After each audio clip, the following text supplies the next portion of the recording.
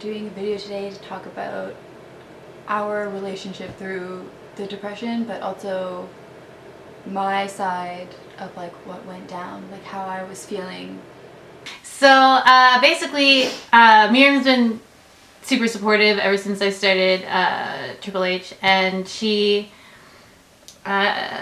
one day we were just talking about it, and I asked her, like, hey, by the way, how is it for you? Because she was basically the only person that knew what was happening.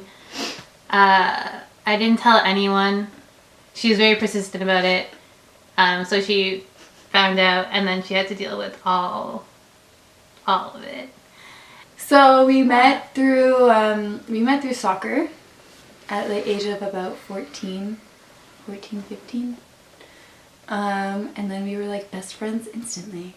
But yeah, so for the first little bit, like Natty was like a genius at hiding like all of her emotions. Like basically anything personal no one knows about because she's just really good at that. It's just awkward to share things like that. I understand. Like everyone's pretty like closed off. But I mean, as soon as I got to know her, I was like, I know there's something up. What's going on? It took her about probably a couple months for her to like actually tell me. I was super, super persistent. Because you said I hide it so well, like what gave it away?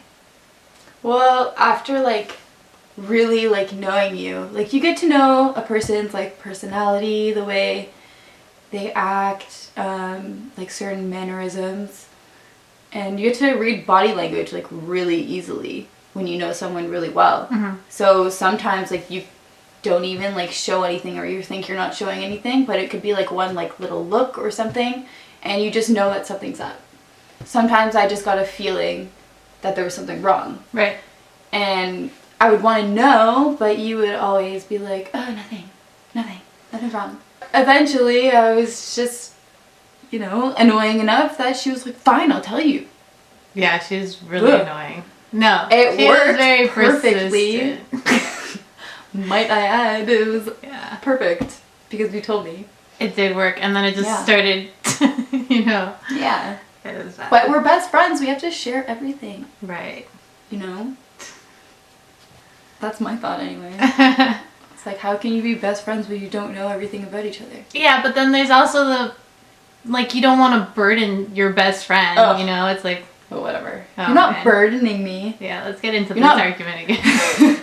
You're not burdening me if I want to know. We just talked through everything, like, I just wanted to know what was going on, like how things were at home, like what she was feeling. Most of the time we just stayed up like all night texting each other on the phone. And I feel like even just a little bit of like talking, not even specifically about what was going on, but just anything in general, like it just helps. You know, it takes your mind off things. For sure. Gives yourself a little bit of a break from dealing with all of this like emotions and everything in your life. It's like you can't constantly be thinking about it because it'll drive you crazy. There are times where it did get pretty rough. There was one night where I was really worried because we weren't communicating like we used to, like all the time. Like she didn't really want to talk, and I didn't want to leave her alone. I started shutting her out, basically. Mm-hmm. Yeah, and then that's the point where I was like, no. Like, you're gonna talk to me right now. Or a couple of nights like that. But generally, like, I feel like we could talk about it, and we were pretty good with it. No one knew what was happening. I didn't tell anyone. For that 1 year, it was pretty bad. I was like really grumpy. Because you weren't sleeping. She wasn't sleeping because of me.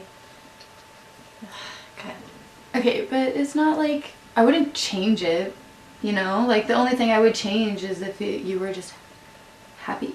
It's not different. But like if I had to do it again, like I wouldn't change anything. I would do it all again if it meant getting you to this point. Yeah. It's like you always want the person you're close to be happy. And if you take a little bit of that like depression or anger on yourself, it's not always going to be the same. I don't like hearing the fact that like, oh yeah, you felt like you could take some of that off of me and take it upon yourself kind of thing. Yeah, well, like, it's not like I was feeling, like, depressed or anything. Like, I personally didn't feel that way. Yeah, but you were kind of, you were sad and you weren't sleeping and you were... I slept sometimes. I always wanted you to know that I was there because it's never okay to be alone. You always need someone to talk to. You can't keep things to yourself. Yeah, it just eats you alive. It does. And even if it's, like, not even, like, a friend or, like, some stranger... or whatever. Preferably a therapist. Yeah, like they know how to handle it, yeah. You know, like they know the right questions to ask, they know when to pry, when not to pry, kind of thing. It's good to talk to them. Mm-hmm. So it's like, for that time that you didn't want to go, I was like, you can always talk to me. Mm-hmm. You know, even if I don't know what to say, at least like someone's listening to you, someone knows what's going on, so you're not completely alone. Yeah, it just bothers me that you're like, you know, this is my job. I never thought it was my job. It was like I wanted to do it. You know? Yeah. You shouldn't feel bad for something that I wanted to do for you. Sometimes, like when we were talking about stuff, I didn't know if I was making a difference. And that was a huge part of that year. It's like, I didn't know if I was helping her, and that kind of made me feel a little shitty inside. Like I didn't know what to do. Because I didn't know if I was handling it properly, too. Like, How are you supposed to know what to say, like what to do at You're like 15. that age? Yeah. Yeah, like, especially since I had never dealt with any sort of, like, depression or anyone, like, around me like that. Or at least if they were, I didn't know about it. So it was rough trying to find a balance between, like, our relationship and, like, my other, like, personal life, my social life kind of thing. Everything else did kind of take a backseat, and I know you hate hearing that, and I'm sorry that you have to know that. Because it is, like, a shitty thing to tell someone. But yeah, and then that made me kind of, like, upset, because I felt like I wasn't doing anything. And it worried me, or I wasn't doing enough, and it was worrying me that, like, I was kind of making it worse. I didn't know if I was making it better, or if I was just not doing anything, you know? And I didn't want to be like, am I helping? Because, like, why would I ask that? It's not about me. Yeah, it was just really hard trying to figure out what to say or do. Yeah. Like, that was one of the hardest things, I think, that I had to think about. Right, because you... deal with. Because you don't know if you're going to make it better or worse by what you say. Yeah, exactly. And especially because I wasn't talking to anyone else about it. Like, I didn't have another perspective. So it was literally just me trying to figure things out. Yeah. Nothing in life is easy. You always have to just bear with it. And there'll come a point in time where you're like... oh, this is amazing. Like, I can't believe I just went through all of this stuff, and now look at me. Like, I'm loving life. Like, things are going well for me, and, like, it might take some time, but, like, it does happen, and but you need to want it to happen.